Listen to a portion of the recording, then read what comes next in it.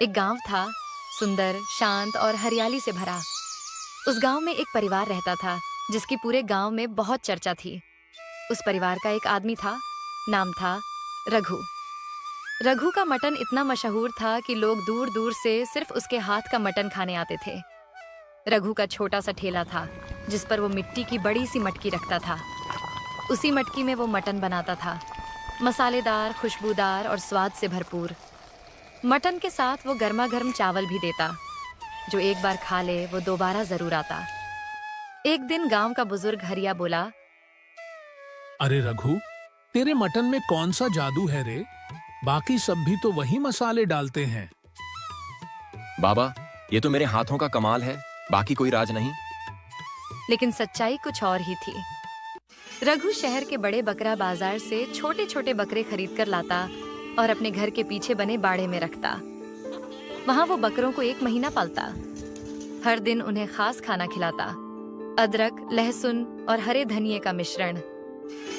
चलो जी, आज का खाना खाओ, स्वाद से जियो और फिर बनो सबका चहेता मटन। बकरे भी अब आदत में आ चुके थे। वो बड़े मजे से मसालों वाला खाना खाते और तंदुरुस्त होते। शहर के बड़े बड़े होटल वाले भी रघु के पास आते। भाई साहब, हम भी मटन बनाते हैं पर आपका टेस्ट तो लाजवाब है। राज बताइए ना। राज होता तो सबको बता देता, बस दिल से बनाता हूँ। कोई नहीं जानता था कि मटन का असली स्वाद रघु के मसालों से नहीं, बल्कि बकरों के पेट में पहले से मौजूद स्वाद से आता था। यही था रघु का जादू। जैसे जैसे दिन बीतते गए, रघु का ठेला पूरे जिले में मशहूर हो गया।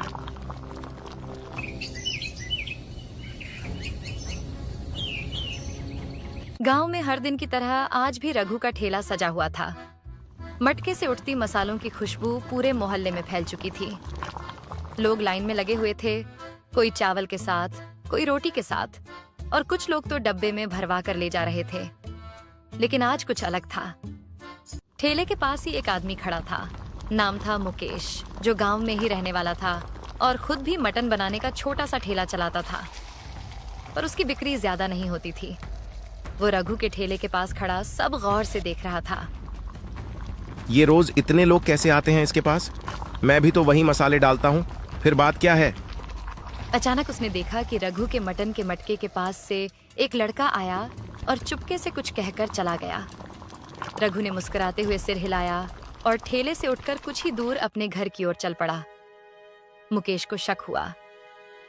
आज देखता हूँ आखिर माजरा क्या है।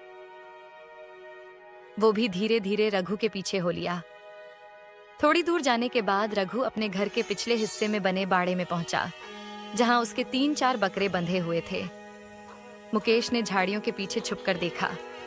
रघु ने एक बर्तन में कुछ मसाला निकाला। उसमें अदरक, लहसुन और ताजे हरे धनिये की खुशबू आ रही थी।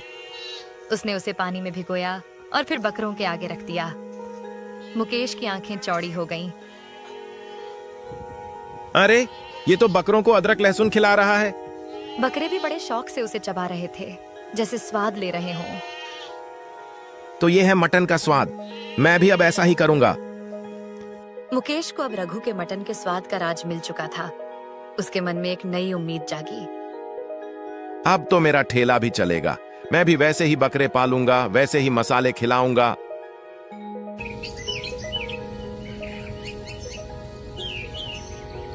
अगले ही दिन सुबह सुबह मुकेश बकरा मंडी गया और एक तगड़ा सा बकरा खरीद लाया। भाई साहब, ये बकरा एकदम तंदुरुस्त है, खूब खाएगा पिएगा। बस इतना जान लो कि ये अब गांव का मटन स्टार बनेगा। घर पहुंचकर उसने रघु की नकल करते हुए एक बर्तन में अदरक, लहसुन और हरा धनिया काटा, बकरे के सामने रख दिया। बकरा सूंघ कर पीछे हट गया। अरे, ये खा क्यों नहीं रहा?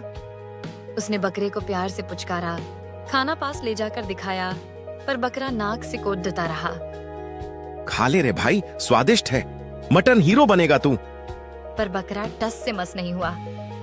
दिन भर मुकेश कोशिश करता रहा, कभी हाथ से खिलाने की कोशिश, कभी जबरदस्ती, लेकिन बकरा था कि एक कौर भी नहीं खा रहा था।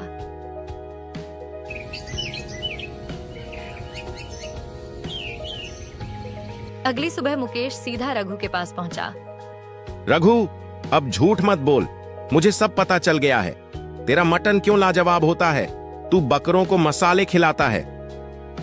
अरे भाई, वो तो बस थोड़ा प्यार है मेरे जानवरों से। प्यार नहीं, मसालों का जादू है। मैंने भी वैसा ही किया, पर मेरा बकरा तो सूंघकर भी नहीं खाता। खा ही नहीं रहा। अच्छा चलो, एक दिन मेरा मटन खाकर बताना, फिर बात करेंगे। मुकेश गुस्से में वहां से चला गया, लेकिन उसके मन में अब और सवाल उठने लगे। मुकेश घर लौटा तो गुस्से और उलझन में था। रघु जरूर कुछ छुपा रहा है। वही अदरक लहसुन मैं भी लाया, वही बकरा भी। फिर मेरा बकरा क्यों नहीं खा रहा? वो बैठा बैठा सोचता रहा। तभी उसके छोटे भाई मनु ने पूछा, भैया तुमने वो अदरक लहसुन ऐसे ही कच्चे दे दिए क्या? हाँ, जैसे कांटा वैसा ही रख दिया। क्यों? मुझे तो लगता है कि रघु कुछ प्रोसेस करता होगा, शायद भिगोता हो या कुछ और करता हो जिससे बकरों को खाने में आसानी हो। मुकेश को बात जमी। अरे हाँ, रघु जब बकरों को खिला रहा था तो मसाला कुछ गीला सा दिख रहा था। शायद वो पहले भिगोता होगा। अगले दिन मुकेश ने वही किया। अदरक, लहसुन और हरे धनिये को पानी में भिगोकर कुछ घंटों तक रखा और फिर बकरे के सामने रखा। बकरा पहले सूंघा, फिर धीरे धीरे चखने लगा और कुछ ही पलों में पूरा बर्तन खाली कर दिया। अब आया मजा। अब मेरा बकरा भी रघु स्टाइल में तैयार होगा। उसी शाम वह फिर रघु के पास गया, लेकिन इस बार गुस्से में नहीं, मुस्कुराते हुए। रघु भाई, तुम्हारा तरीका समझ आ गया। अब मेरा बकरा भी मसाले खा रहा है। शुक्रिया, बिना बताए ही बहुत कुछ सिखा दिया। अरे भाई, स्वाद में बस थोड़ा धैर्य और प्यार लगता है, और थोड़ी समझदारी भी। अब मुकेश को सच्ची सीख मिल चुकी थी, नकल में भी समझ चाहिए। अब जब मुकेश ने बकरे को मसाले खिलाने की तरकीब सीख ली तो उसका आत्मविश्वास भी बढ़ गया। अब मैं भी गांव का मटन किंग बनूंगा। देखना रघु, अब लोग तेरे नहीं मेरे ठेले पर आएंगे।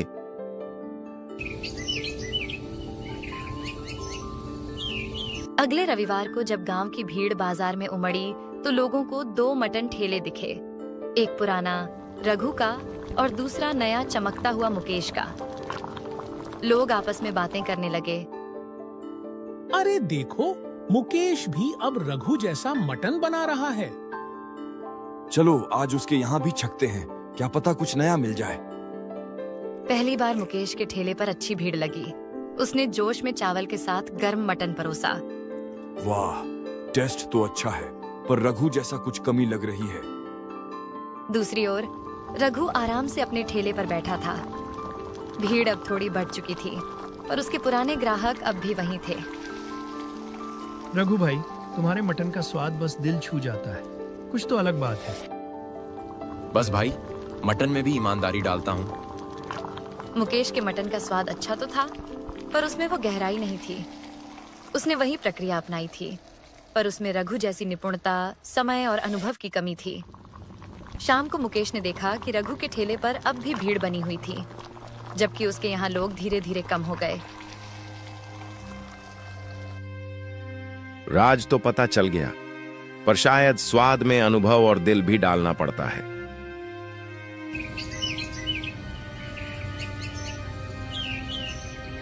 कुछ महीने बीत गए। रघु का ठेला अब भी पहले जैसा चल रहा था। हर रविवार उसका मटन मटका पूरे गांव में महक फैलाता था।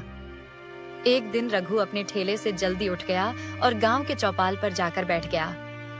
कुछ पुराने दोस्त पास आ गए। क्या बात है रघु, आज ठेला जल्दी समेट लिया?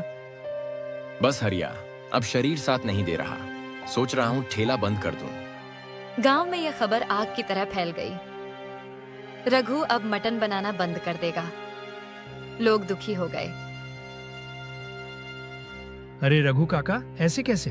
आपके मटन के बिना तो रविवार अधूरा लगेगा। बेटा, अब वक्त आ गया है आराम का। बहुत मटन बन गया, अब हाथों को विश्राम चाहिए। उसी शाम मुकेश भी रघु के पास पहुंचा। अब पहले जैसा घमंड नहीं था, बल्कि आंखों में सम्मान था। रघु भैया, आपने मटन बनाना बंद कर दिया। ये सुनकर बहुत दुख हुआ। अब तेरा स्वाद भी तो अच्छा हो गया है, लोग तेरे पास भी आने लगे हैं। तू अब जिम्मेदारी संभाल। पर जो बात आपके मटन में थी वो मैं कभी नहीं ला पाया। स्वाद सिर्फ मसालों से नहीं आता बेटा।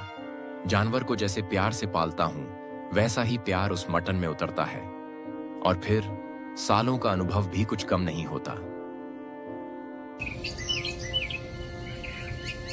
अगले दिन रघु ने अपना ठेला एक कोने में रख दिया, मटका धोकर साफ किया और अपने आंगन में टांग दिया, जैसे कोई योद्धा अपनी तलवार टांग देता है। अब मटन का जादू गांव में किसी और के कंधों पर था। रघु के ठेले का बंद होना जैसे पूरे गांव की रसोई से खुशबू चले जाने जैसा था। हर रविवार जब उसकी गली से मटन की खुशबू नहीं आती थी तो लोग उदास हो जाते थे, लेकिन रघु को अब आराम चाहिए था, और सबसे बड़ी बात, अब उसे लगने लगा था कि उसकी जगह कोई और ले सकता है। उधर मुकेश ने अब मटन बनाने को सिर्फ धंधा नहीं बल्कि एक कला समझना शुरू कर दिया था।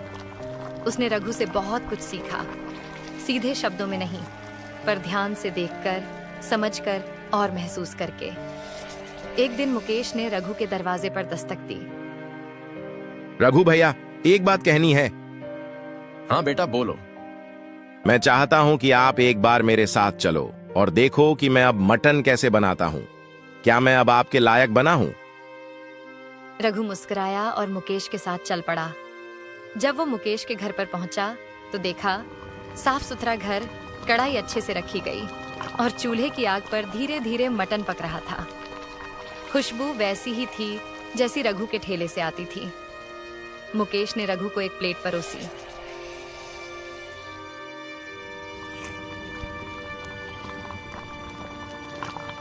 अब आप बताओ, ये मटन कैसा बना है? अब मुझे यकीन हो गया, मेरा स्वाद अब भी जिंदा रहेगा। तूने नकल नहीं की, तूने समझा है। उस दिन से मुकेश का ठेला रघु स्टाइल मटन के नाम से मशहूर हो गया। रघु अब रोज नहीं बनाता था मटन, लेकिन हर रविवार मुकेश के पास बैठकर देखता, बताता और मुस्कुराता। उसका स्वाद अब किसी मटके में नहीं बल्कि एक नई पीढ़ी के हाथों में पल रहा था।